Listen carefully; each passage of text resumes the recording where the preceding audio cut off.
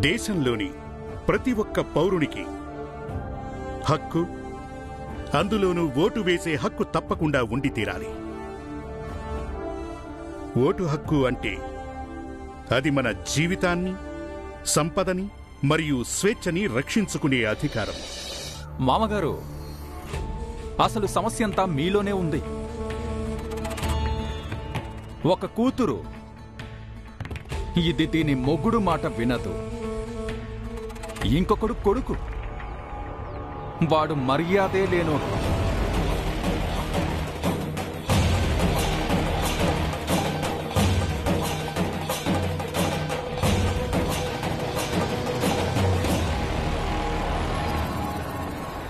అల్లుడు గారు చూడండి, తమాషా చేయొద్దు.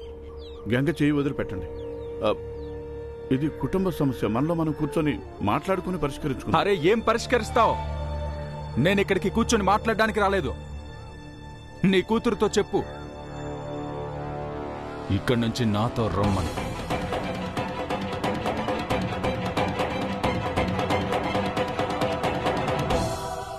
అల్లుడు గారు, మీరు ముందు గంగ చేయిని వదిలిపెట్టండి బాబు. ఏదైనా సమస్య ఉంటే దానికి పరిష్కారం ఆలోచిద్దాము. ఇప్పుడు మనం ఇంట్లో కూర్చొని ప్రశాంతంగా మాట్లాడుకుందాం.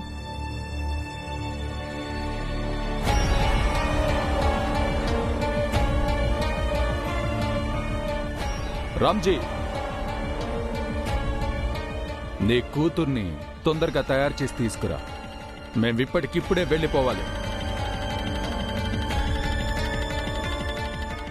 బావా, రామ్జీ కాదు, ఈయన మా నాన్న, అలాగే మీకు మామయ్య కూడా. నువ్వు తక్కువగా మాట్లాడు. నీ వయసు ఎంతుందో దానికి తగ్గట్టు మాట్లాడితే నీకు మర్యాదగా ఉంటుంది. కానీ బావగారు, భీమ్, ఇంకా ఒక మాట కూడా మాట్లాడదు. సొంత బావతో ఎవరైనా అలా మాట్లాడతారా? ఇదేనా నువ్వు మాట్లాడే పద్ధతి?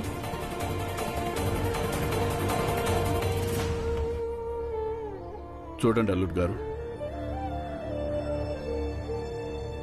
చెప్పమ్మా, ఇలాంటి మనిషితో కలిసి ఉండాలా? ఇతనికి మాట్లాడే పద్ధతి తెలీదు, అనుబంధాలంటే విలువ లేదు, కనీసం ఇది కూడా తెలీదు, ఎవరితో ఎలా మాట్లాడాలో. నేననుకున్నాను అన్నిళ్లలో ఉన్నట్టే చిన్న చితక గొడవలు అయ్యుంటాయని. కానీ నువ్వు ఇదంతా ఎందుకు చెప్పలేదు గంగా? ఇతను ఇంత ఎక్కువగా తాగుతున్నాడని, ఇంకా ఇలా మర్యాద లేకుండా మనుషులతో మాట్లాడతాడని. ఏం చెప్పాలమ్మా నేను మీకు? ఎన్నో నెలలుగా ఇదే తంతు జరుగుతుంది. నేను అంతా భరిస్తున్నాను, ఆశిస్తూ వచ్చాను మెల్లమెల్లగా ఆయన మారుతాడని. అమ్మా, నేను నా భర్తని, నా బిడ్డల్ని వదలాలన్న నిర్ణయం ఒక్క రోజులో తీసుకోలేదు. అలా అని చెప్పి నాకు వాళ్ళకి దూరంగా ఉంటే సంతోషం ఉండదు. ఎప్పుడైతే పరిస్థితి చేయి దాటిపోతుందో అప్పుడు నేను మాత్రం ఏం చేయగలను? ఏం చేస్తానమ్మా? నా జీవితం నాశనం అయిపోయిందమ్మా, నా జీవితం నాశనం అయిపోయింది అమ్మా, నా కాపురం నాశనం అయింది.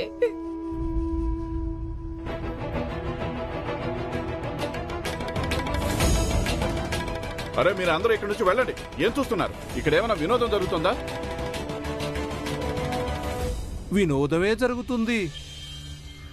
రామ్జీ సత్పాల్, దీన్నే అంటారు చేసుకున్నోడికి చేసుకున్నంత అని. చూసారా సోదరులారా, ఇతను మన కట్టుబాట్లు ఇంకా సాంప్రదాయాల్లో జోక్యం చేసుకున్నాడు. ఇప్పుడు ఇతని ఇంట్లో మొదలైంది ఒక కొత్త నాటకం.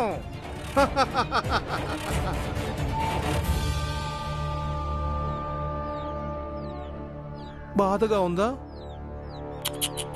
పోదండి సోదరులారా, ఇతనికి బాధగా ఉంది. పోదండి పోదండి. మనిషి ప్రపంచాన్ని జయించగలడు, కానీ ఎప్పుడైతే కుటుంబంలో కలతలుంటాయో అప్పుడు ఓడిపోయినట్టే అనిపిస్తుంది.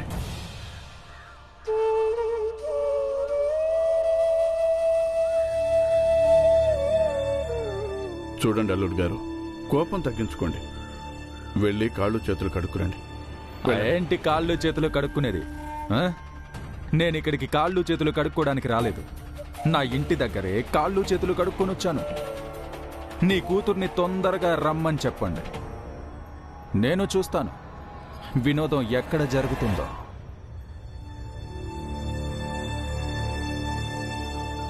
ఎక్కడికి వెళ్తున్నారు మీరు? మీరు బయటకు వెళ్ళదు, లోపలికి పద బాబు. అరే, ఊరు చూడ్డానికి వెళ్తున్నాను. నాకిక్కడ ఊపిరి ఆడడం లేదు. చూడండి అల్లుడు గారు, నేను మీ గంగ మీదొట్టు, మీరు నన్ను ఆపకండి.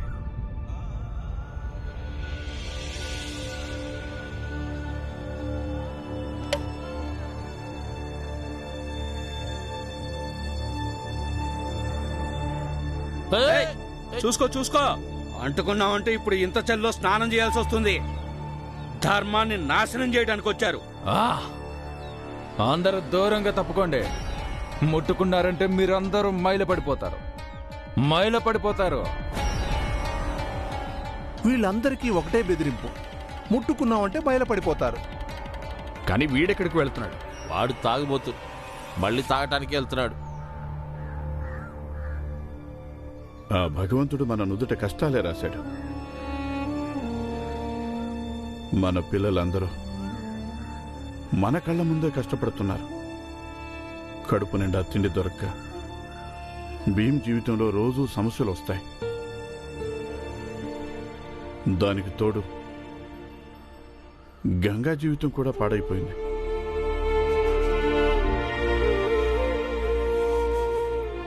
నాకనిపిస్తుంది ప్రపంచంలో అందరికంటే చేతగాని తల్లిదండ్రులు మనమే అని. మన పిల్లలెవరూ సంతోషంగా లేరు.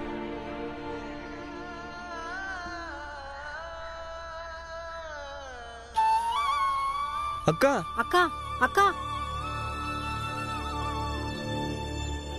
కానీ పెళ్లి సమయంలో మనకు తెలియదు కదా అల్లుడు ఇలాంటి వాడని. అప్పుడు తను బానే ఉన్నాడు కదా. అంటే గంగక్కకు పెళ్ళైనప్పుడు ఆయన తాగేవాడు కాదా? లేదు బాబు, అప్పుడు తాగేవాడు కాదు. ఏదైనా జరిగి ఉంటుంది, అందుకే ఆయన ఇలా అయి ఉంటాడు. భీంబాబు, మీ బావ సైన్యంలో ఉండేవాడు. ఆంగ్లేయుల ప్రభుత్వం జాతి కారణంగా ఎంతోమంది సైనికులను తీసేశారు. అప్పుడు బావ ఉద్యోగం కూడా పోయింది. తర్వాత పోస్ట్ ఆఫీసులో ఒక మంచి ఉద్యోగం దొరికింది. అక్కడ కూడా వివక్ష కారణంగానే ఉద్యోగం వదులుకోవాల్సి వచ్చింది. నిరుద్యోగం, డబ్బు సమస్య చిరాకు పెట్టుంటాయి. అందుకే ఈ చెడు అలవాటు అంటించుకున్నాడు మీ బావ.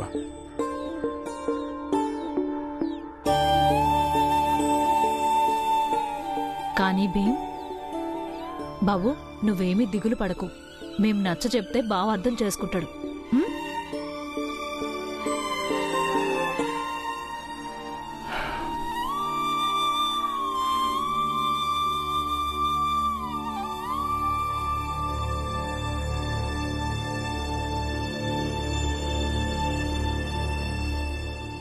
ఆగు. అల్లుడు గారు, నేను సేట్ ధన్ శుక్లాల్ని. ఇతను మంగేష్. నువ్వు వేరే జాతివాడు అయి ఉండొచ్చు. అలాగే నీ జాతికి మా జాతికి భూమికి ఆకాశానికి ఉన్నంత తేడా ఉండొచ్చు. కానీ ఈ ఊర్లో నీకున్న సంబంధం అల్లుడు సంబంధమే కదా. అంతే. ఆ కారణంగానే నీ గురించి బాధ. మాకు తెలిసింది, రామ్జీ నీతోటి చాలా చండాలంగా ప్రవర్తించాడని. చి, అతను అలా చేసి ఉండాల్సింది కాదు. అతనికి అసలు సంస్కారం అనేది ఉంటే కదా. అల్లుడు గారు, మేము ఈ విషయం కూడా విన్నాం. నీకు ఆ గంగతో సఖ్యత లేదంట కదా. నువ్వు సంతోషంగా లేవంటగా. సంతోషమా నా బొంద? జీవితం నరకమైపోయింది. ఒక పక్క ఉద్యోగం పోయింది, జేబులో చిల్లి గవ్వ కూడా లేదు. వీటికి తోడు దాని పొగరు. చిల్లి గవ్వలేదా? అలా మాట్లాడతావేంటి నువ్వు అల్లుడు గారు? సేట్ ధన్సుక్లాల్ ఉన్నాడు కదా. ఆ, ఆ, ఆగు అల్లుడు గారు, చేయి చాపు, దూరంగా చాపు. 1 2 3 ఉంచుకో, కాను కనుక్కుని తీసుకో. కానీ రామ్జీకి మాత్రం చెప్పొద్దు, సరేనా? రా రా రా కూర్చుని మాట్లాడుకున్నారా? సరే అల్లుడు గారు, ఇది చెప్పు, ఏం తాగుతావు? నాటా నీటా? అయ్యో సేట్ గారు, మీరు ఏం మాట్లాడుతున్నారు? మంచి మందిస్తానంటే ఎవరైనా కాదంటారా? అదీగాక ఇతను మన ఊరల్లుడు, ఇతనికి మర్యాదలు చేసుకునే హక్కు మనకి ఉంటుందిగా. మీరు ముందు గ్లాసులో ముందు పోయండి చాలు, చెయ్యి దానంతట అదే లేస్తుంది. గ్లాస్ రా రా రా రా. రండి రండి అల్లుడు గారు, రండి రండి అల్లుడు గారు, లోపలికి రండి.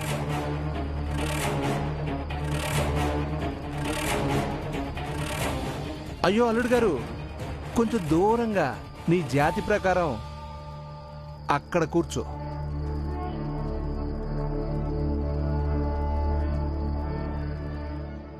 మంజుల, తులసి, మీరు నాతో రండి.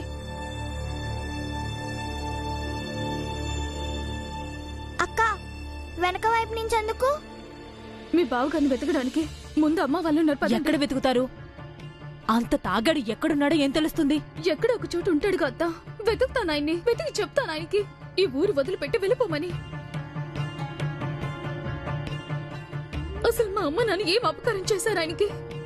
వీళ్ళు పరువు నీళ్ళ వీధి పాలు చేస్తున్నారు. ఆయన ఫుల్లుగా తాగొచ్చి వీధిలో తమాషా చేస్తున్నారు. నువ్వెక్కడికి వెళ్ళొద్దు.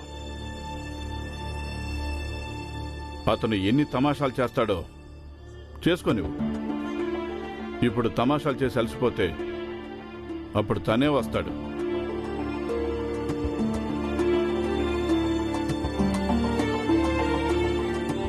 మనం అతని అత్తింటి వాళ్ళం, మనం నేరస్తులం కాదు.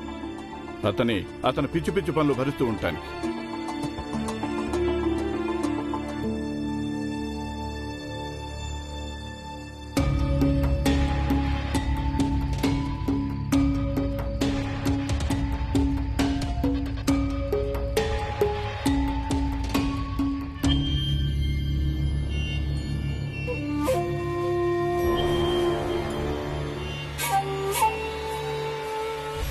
తాగు తాగు, ఫారిన్ సరుకు తాగు.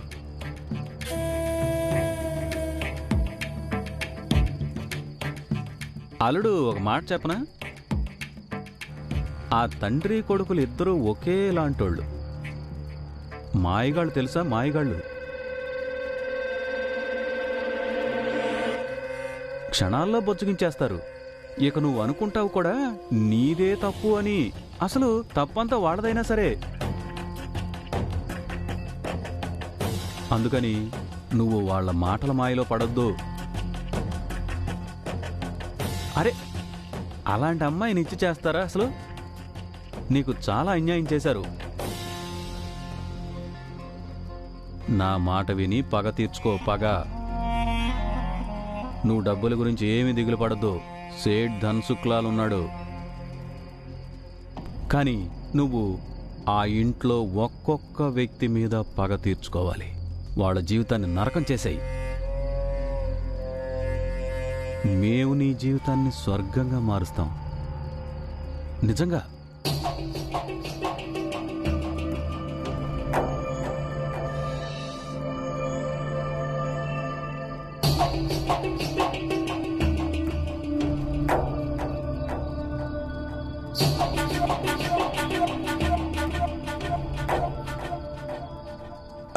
చూడలుడు, ఇక నువ్వేమీ దిగులు పడకో. మేము మీ జాతిలో ఒక చక్కని అమ్మాయిని చూసి ఆమెతో నీకు పెళ్లి జరిపిస్తాం. ఇక నువ్వు బాధలన్నీ మర్చిపోయి హాయిగా తాగు, జీవితాన్ని అనుభవించు.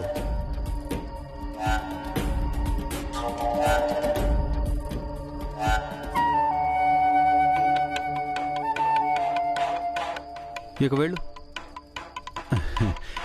బాగా రాత్రి అయిపోయింది కదా.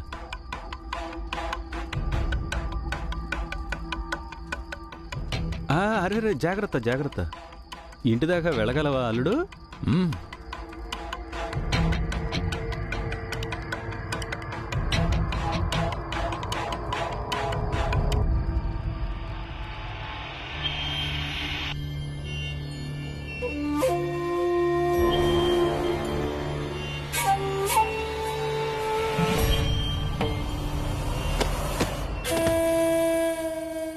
ఇప్పుడు ఆ ఇంటి మనిషే ఆ ఇంటిని సర్వనాశనం చేస్తాడు. వాడిని అక్కడే పడి ఉన్నాయి. రేపు ఉదయం మొదలవుతుంది ఒక కొత్త నాటకం. ఇప్పుడు అసలు మజా వచ్చింది. చూద్దాం ఆ రామ్జీ సత్పాల్, వాడి కొడుకు భీమ్రావ్ ఈ సమస్య నుంచి ఎలా బయటపడతారో.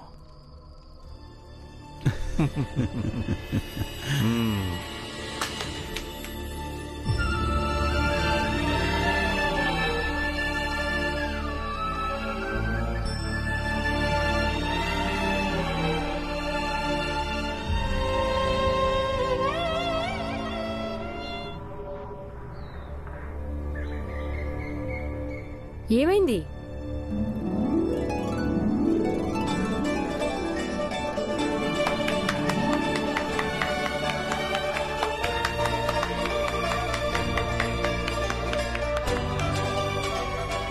నువ్వు న్యాయస్థానంలో గెలిచావు కదా భీమ్, అందుకని ఈ మిత్రుడు ఆ సంతోషంలో నీకు పూలదండ వేశాడు.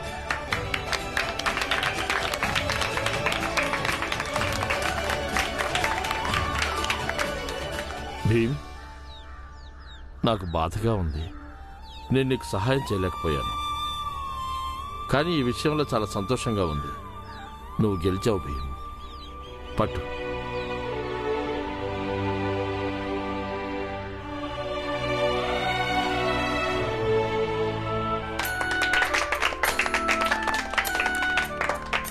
చూడు భీమ్, ఈ ప్రపంచంలో ఎప్పుడూ ఇలాంటి వాళ్ళు కొందరుంటారు.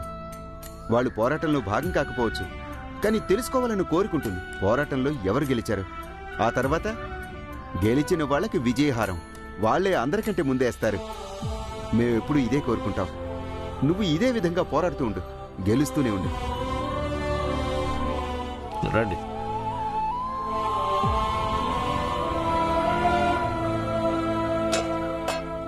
ఇదిగో పంకజ్, లడ్డు తీసుకో, తిను తిను. వద్దు, భీమ్ గెలుపు వల్ల నేనేం సంతోషంగా లేను. సంతోషం ఉన్నా లేకపోయినా లడ్డు తిను. ఇదిగో తీసుకొని తినండి. నేను తిన్ను. అయినా నీ దగ్గరికి ఇన్ని డబ్బులు ఎలా వచ్చాయి? రాత్రి మా నాన్న నిద్రపోతున్నప్పుడు దొంగతనం చేశాను. సరే ఇదిగో లడ్డూలు తీసుకోండి, చాలకపోతే ఇంకా తెస్తాను. తీసుకోండి తీసుకోండి. కానీ ధ్రువ, నువ్వు తప్పు చేస్తున్నావు. ఇందులో తప్పేముంది భీమ్? నీ సంతోషం కోసం ఈ మాత్రం చేయకూడదా చెప్పు?